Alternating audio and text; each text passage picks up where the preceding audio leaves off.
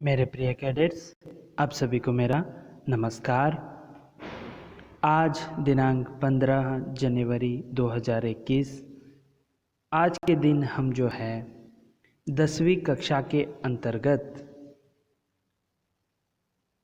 जो 10वीं कक्षा जो बी कोर्स आप पढ़ रहे हैं उसके अंतर्गत जो हैं दो पुस्तकें आपके लिए रखी गई हैं। एक जो है स्पर्श भाग 2 और दूसरा पुस्तक का नाम है पूरक पाठ्य पुस्तक, जिसका शीर्षक है संचयन। संचयन का यहाँ जो आप जो है चित्र देख सकते हैं कि संचयन भाग 2 जो है पाठ्य पुस्तक आपके लिए यह पूरक पाठ्य पुस्तक है। संचयन का अर्थ होता है संकलन या संग्रह। जो साहित्यिक जो कथाएं कहानियाँ यहाँ पर संग्रह किया गया है। स्पर्श भाग 2 में पद्य और गद्य खंड दिया गया है।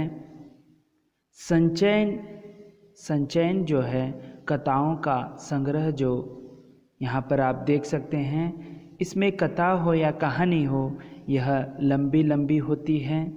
स्पर्श भाग 2 पाठ्य पुस्तक के साथ साथ पूरक पाठ्य पुस्तक भी बहुत ही महत्वपूर्ण है, क्योंकि परीक्षाओं में स्पर्श भाग 2 के संबंधित प्रश्नोत्तर भी प्रश्न पूछते हैं। उसके साथ साथ पूरक पाठ्य पुस्तक का भी प्रश्न पूछते हैं। पूरक पाठ्य पुस्तक यानी संचयन में कितनी कहानियाँ हैं और वह कौन कौन सी हैं, कितनी रोमांचक हैं, अब हम उसका विस्तृत अध्ययन जो है करेंगे। पाठ्य पुस्तक की जो पाठ सूची है उसको देखेंगे। यहाँ पर 3 लंबी कहानियों को लिया गया है। तो पहला है मिथिलेश्वर द्वारा रचित हरिका का, और दूसरा है गुरुदयाल सिंह का सपनों के से दिन, और तीसरा है राही मासूम रजा का टोपी शुक्ला। तो इस तरह 3 जो आपके लिए यहाँ पर संचयन भाग 2 में दिया गया है। तो इस प्रकार जो है आपको ध्यान में रखना है कि जो पाठ्य पुस्तक जो हैं 2 प्रकार के हैं आपके। पहला जो है स्पर्श भाग 2, दूसरा है संचयन भाग 2। तो आप 9वीं कक्षा में जो है संचयन भाग 1 स्पर्श भाग 1 का अध्ययन किया है। उसी प्रकार 10वीं कक्षा में भी जो है 2 प्रकार के हैं। तो पहला लेसन है मिथिलेश्वर द्वारा रचित हरिका का, उसका आज हम अभी अध्ययन करेंगे, जो इस प्रकार है।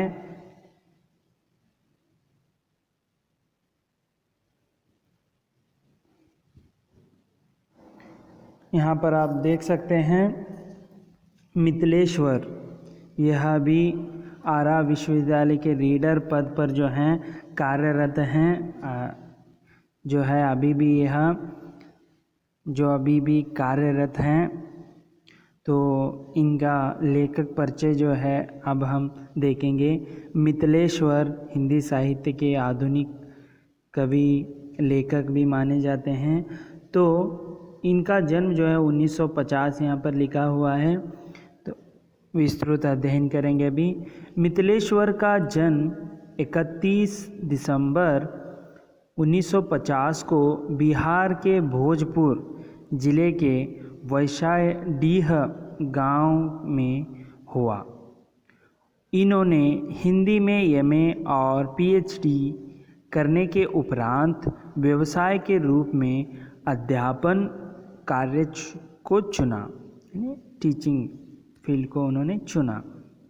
इन दिनों आरा के विश्वविद्यालय में, इन दिनों यानी प्रचलित आरा के विश्वविद्यालय में रीडर के पद पर कार्यरत हैं। विश्वविद्यालय में जो है रीडर के पद पर वह नियुक्ति हुए हैं, वहाँ पर कार्यभार जो है संभाल रहे हैं। तो आगे देखेंगे इनका और भी परिचय जो इस प्रकार है। मिथिलेश्वर ने अपनी कहानियों में ग्रामीण जीवन को बखूबी उकेरा है। उकेरना यानी गहराई में गए हैं, या कह लीजिए खोदना, अर्थ सही नहीं होता है। उकेरना यानी यहाँ पर गहराई में गए हैं। ग्रामीण जीवन पर जो आंचलिक उपन्यासकार भी जो हैं, आंचलिक उपन्यास कहते हैं यहाँ पर, आंचलिक कहानी जो है यहाँ पर मिथिलेश्वर देख सकते हैं जो उन्होंने लिखा है। एक ग्रामीण जीवन से संबंधित एक कहानी है। इनकी कहानियाँ वर्तमान ग्रामीण जीवन के विभिन्न अंतर विरोधों को उद्घाटित करती है। उद्घाटित करना यानी उजागर करती है, जिनसे पता चलता है कि आज़ादी के बाद ग्रामीण जीवन वास्तव में किस हद तक भयावह यानी अशुभ और जटिल यानी कठिन जटिल हो गया है। भयावह यानी अशुभ। बदलाव के नाम पर हुआ यह है कि आम लोगों के शोषण के तरीके बदल गए हैं।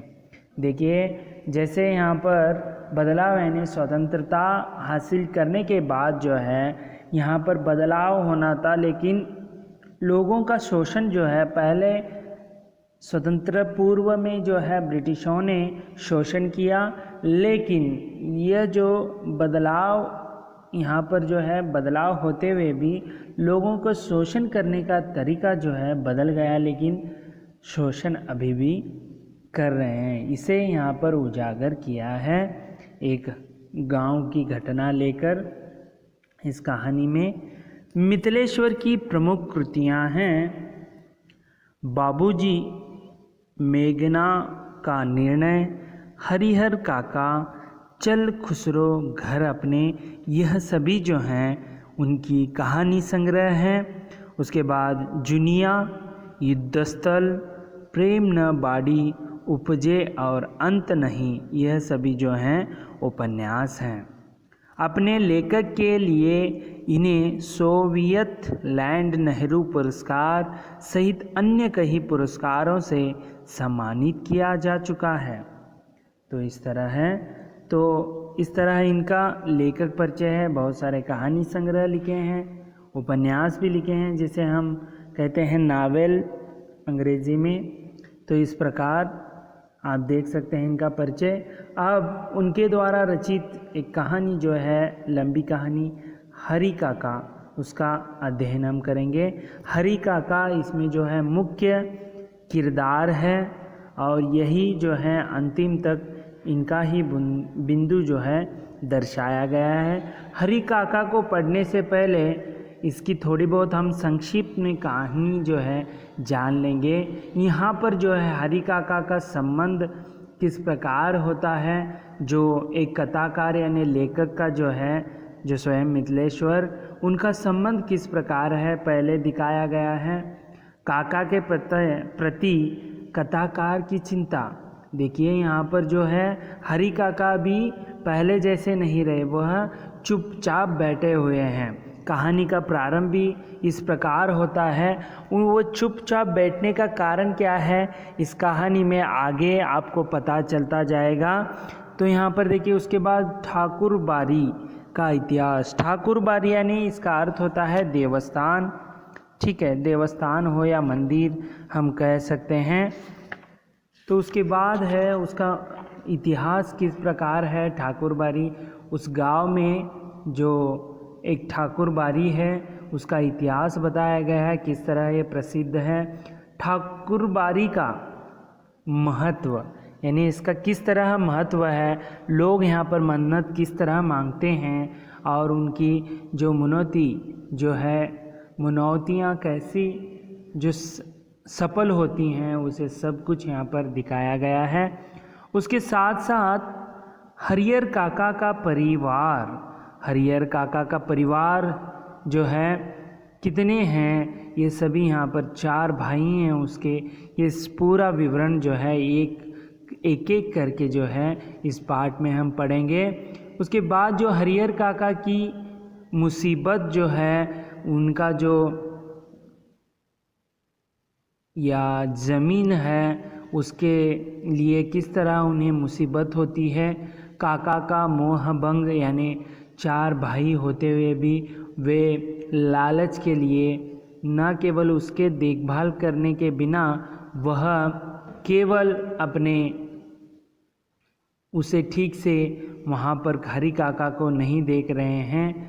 तो हरी काका का जो शादी ब्याह नहीं हुआ था, बाकियों का जो है हो गया था, लेकिन इसे अच्छी तरह से नहीं देखते हैं। जो उसकी उम्र जो है ढलती जाती है, तब हरिहर काका और ठाकुर बाड़ी के महंत जो है, ठाकुर बाड़ी में हर साल जो है एक जो महंत और एक पुजारी का जो है वहाँ पर नियुक्ति हो जाती है।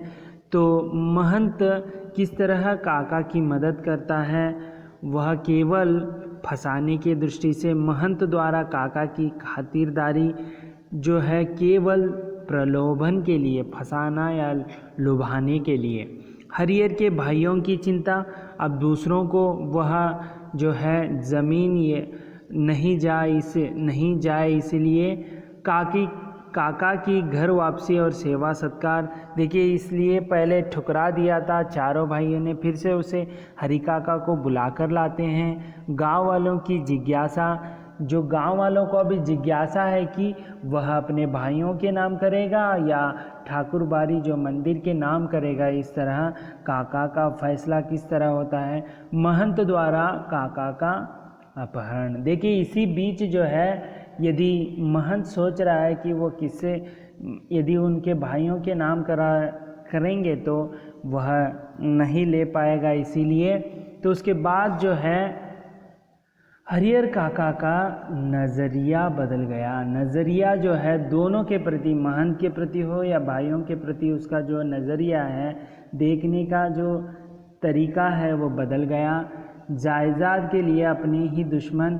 देखिए, यहाँ पर भले ही भाई हो, अपने सगे भाई हो या महंत हो, केवल वो अपने जायदाद के लिए जो है यह अपने दुश्मन बन गए हैं। हर तरफ हरिहर काका की चर्चा जो है गुनगुनाती रहती थी। तो इसी बीच हरिहर काका का मौन हो जाता है। मौन यानी यहाँ पर वह तटस्थ रह जाते हैं। इन सब घटनाओं का हरि काका पर यह प्रभाव पड़ा कि वे मौन रहने लगे, किसी से कोई बात नहीं करते थे, बस खुली आंखों से आकाश को ताकते रहते, यानी देखते रहते। उन्होंने एक नौकर रख लिया है, वही उनका ख्याल रखता है। पुलिस के जवान भी काका के चर्चे पर मौज कर रहे हैं। तो देखिए, इस तरह जो है हरिहर काका अंत में जो है वह सभी उसे पता चला है कि केवल मेरे जायदाद पर सभी का आँख है, तो वह मेरे लिए कुछ नहीं करेंगे।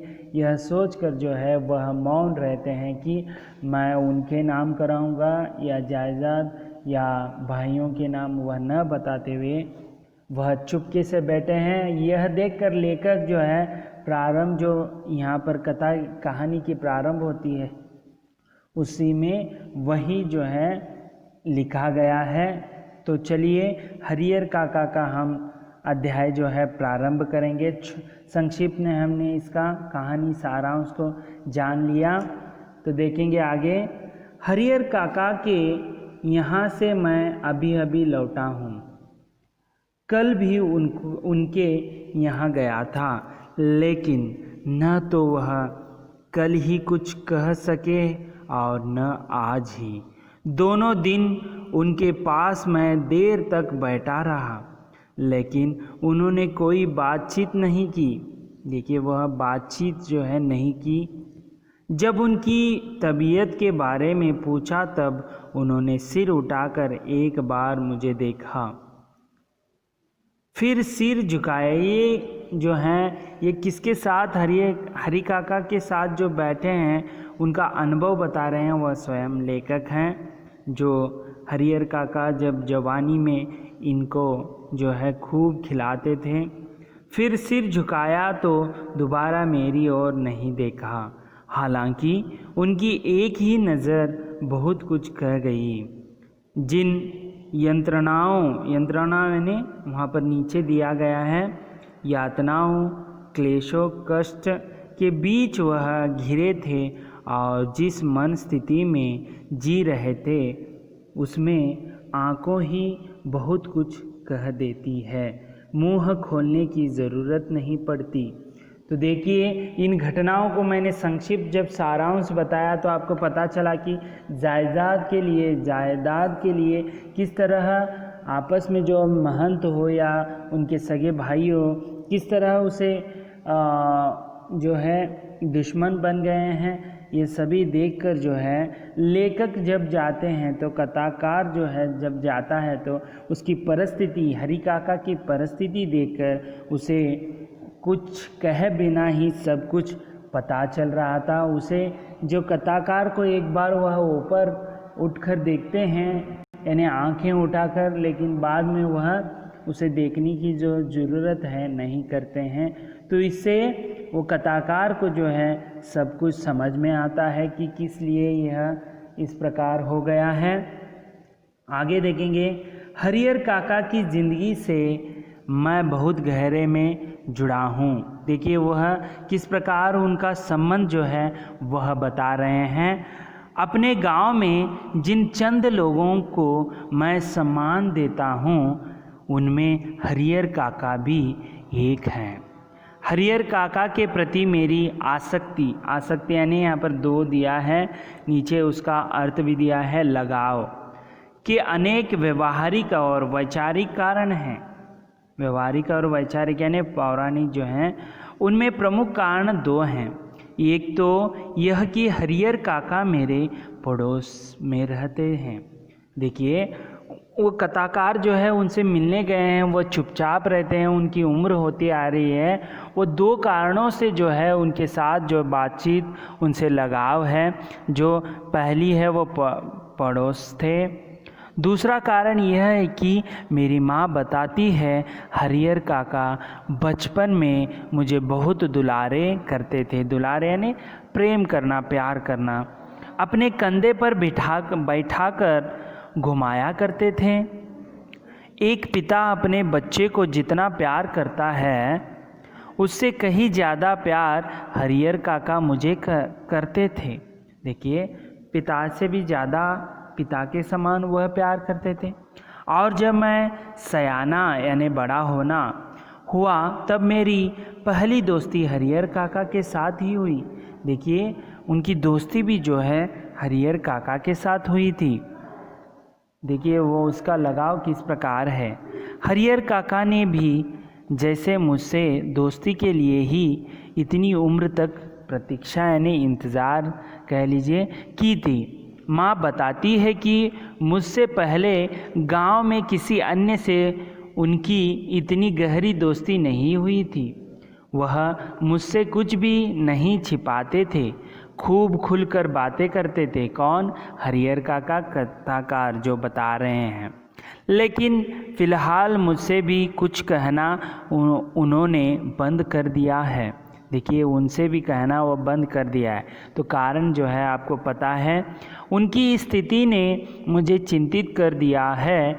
जैसे कोई नाव बीच मझधार यानी बीच में जल प्रवाह या भवसागर के मध्य या बीच में फंसी हो और उस पर सवार लोग चिल्लाकर भी अपनी रक्षा न कर सकते हो। देखिए क्यों? क्योंकि उनकी चिल्लाहट दूर तक फैले सागर के बीच छूटती गिरती लहरों में विलीन यानी लुप्त, गायब हो जाने के अतिरिक्त कर ही क्या सकती है। मौन होकर जल समाधि लेने के अतिरिक्त यानी वहाँ ही मर जाने के अतिरिक्त अलावा कोई दूसरा विकल्प, दूसरा उपाय नहीं। लेकिन मन में इसी मनाने को कतई तैयार नहीं, जीने की लालसा की वजह से बेचैनी या उत्सुकता कह लीजिए और चटपटाहट बढ़ गई हो। कुछ ऐसी ही स्थिति के बीच हरिहर काका गिर गए हैं। तो इस प्रकार जो बीच में जो हरिहर काका गिर चुके हैं, तो किस तरह वह गिर चुके हैं, तो उसके पहले वहाँ पर जो है ठाकुर बाड़ी के बारे में किस तरह वर्णन है, हरिहर काका ऐसे क्यों बने हुए हैं, वह आजकल चुपचाप क्यों हैं, उसका कारण जो है सब कुछ हम अगले वीडियो में जो है देखेंगे। हरिहर काका का अगला भाग में जो है उसका किस तरह ये चुपचाप का शिकार बने हैं उसे हम अध्ययन करेंगे। तब तक के लिए धन्यवाद। आपका दिन मंगलमय हो।